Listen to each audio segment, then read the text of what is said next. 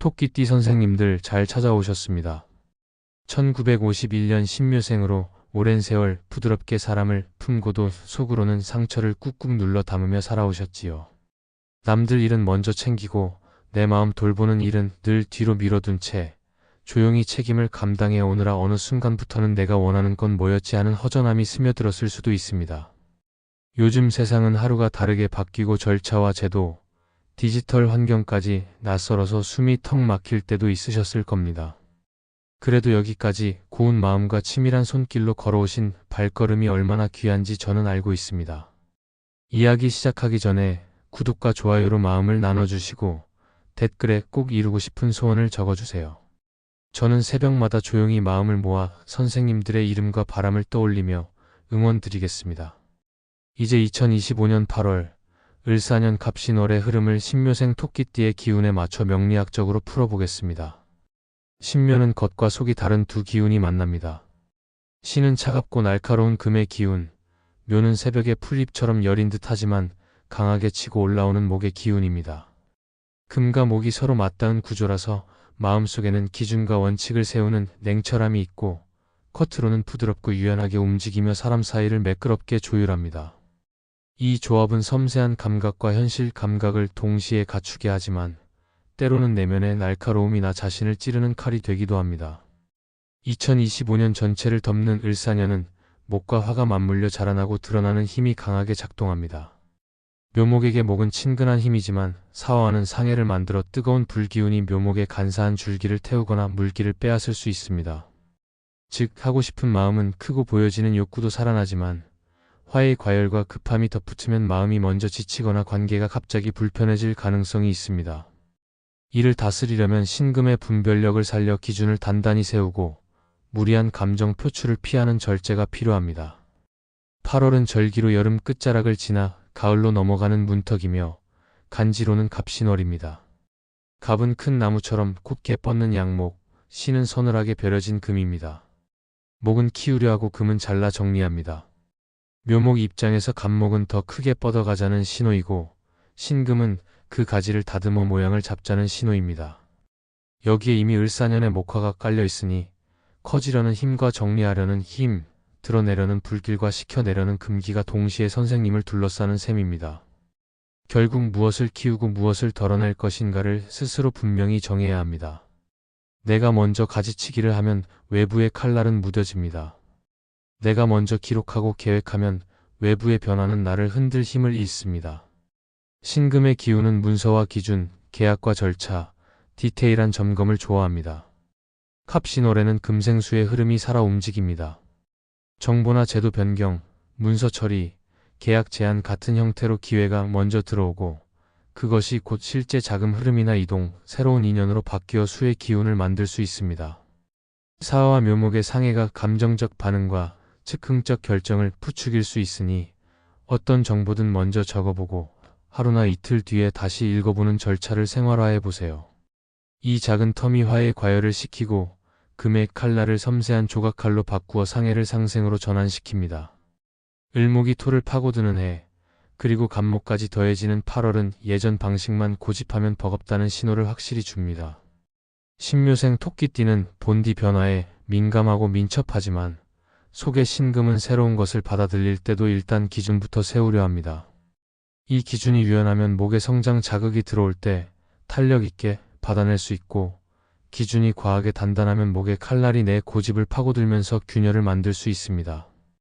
디지털 문서 처리 방식, 제도 변경에 따른 신청 절차, 새로운 재정 설계 방식 같은 실제적 변화에서 작은 부분 하나씩 먼저 익히고 적용해 보세요.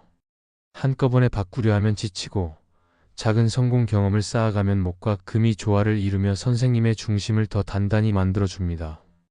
건강 면에서는 화와 금이 번갈아치고 들어오는 흐름 속에서 호흡기, 피부 건조, 심혈관의 기복, 신경계 과민 수면 질 저하가 나타날 수 있습니다. 묘목은 원래 간과 담, 근육과 인대 쪽에 에너지를 많이 쓰니 운동은 부드럽게 이어가되 과도한 스트레칭이나 갑작스러운 동작으로 관절과 인대를 무리하게 당기지 않도록 조심해야 합니다.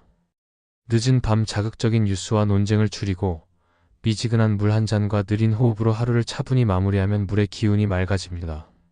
너무 뜨겁거나 차가운 음식은 줄이고 곡물과 뿌리채소, 깨끗한 단백질을 중심으로 토와 금의 균형을 잡으면 화기의 과열과 금기의 건조함을 동시에 누그러뜨릴 수 있습니다.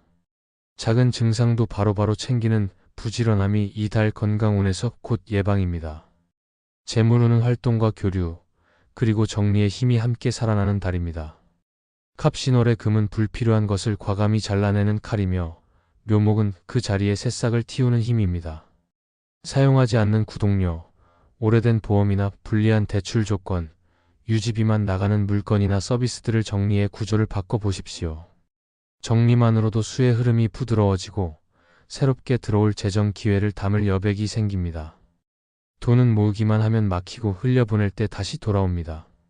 작은 선행, 의미 있는 지출, 가족과 주변을 위한 투자로 토의 덕성을 살리면 물의 흐름이 맑아지고 재물운이 깨끗하게 돌며 다시 선생님께 돌아올 것입니다.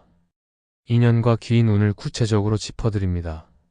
갑신월에는 금의 기운을 제대로 쓰는 사람, 즉 현실적 조언을 해주고 문서와 제도를 정확하게 정리해 알려주며 차갑지 않게 따뜻한 마음을 유지하는 이들이 귀인이 됩니다. 신묘생 토끼띠에게 특히 가까이 하면 좋은 띠는 돼지띠, 양띠, 개띠입니다. 돼지띠는 수의 넉넉함으로 묘목의 뿌리에 물을 대주듯 정보와 정서를 부드럽게 흘려보냅니다. 양띠는 토의 안정감을 주면서도 묘목과 반합을 이루어 부드럽게 성장의 길을 열어줍니다. 개띠는 충직함과 현실 감각으로 신금의 기준 세우기를 도와 안정적인 실천을 가능하게 합니다.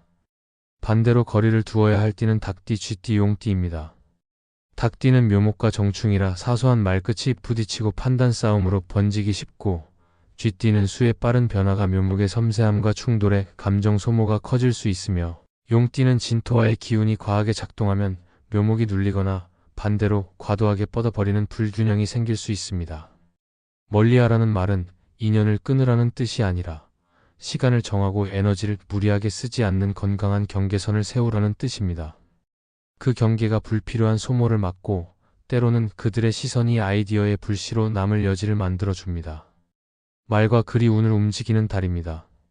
신금은 문서와 기록, 계약과 약속을 의미하고 갑목은 큰 방향을 세웁니다. 묘목은 이를 유연하게 연결해 결과를 만들어내는 힘입니다. 오늘 해야 할 일 하나, 덜어낼 일 하나를 적어보고 작은 약속이라도 문장으로 남기며 최종 결정은 하루 뒤에 다시 읽고 내리는 루틴을 만들어 보세요. 말로만 오가는 약속은 화의 즉흥성에 휩쓸려 공허해질 수 있지만 기록은 금의 칼날로 형태를 잡아 수의 흐름을 견고하게 합니다. 종이에 적고 필요한 서류를 챙기고 사람에게 전달하는 이 세 단계만 지켜도 갑신월의 금생수 흐름을 매끄럽게 탈 수 있습니다. 이 달의 핵심은 두 가지 균형입니다.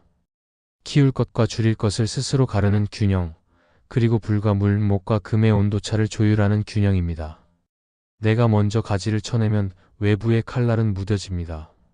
내가 먼저 호흡을 고르고 감정을 식히면 남의 불길도 쉽게 번지지 못합니다. 충돌과 긴장은 누군가를 다치게 하는 칼이 아니라 내 삶을 다듬는 조각칼이 될 수 있습니다. 상해는 넘기 힘든 장벽이 아니라 잘 건너면 더 넓은 곳으로 안내하는 다리가 됩니다. 조율의 기술은 거창하지 않습니다. 적어보고 덜어보고 한 번 더 보는 작은 반복이 모든 것을 바꿉니다. 오늘 이야기 끝까지 함께 해주셔서 고맙습니다. 도움이 되셨다면 구독과 좋아요로 마음을 나눠주세요.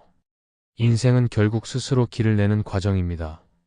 부드러운 듯 보이지만 끝내 꺾이지 않는 풀잎처럼 선생님은 수없이 쓰러질 듯 하면서도 다시 일어나 길을 이어오셨습니다.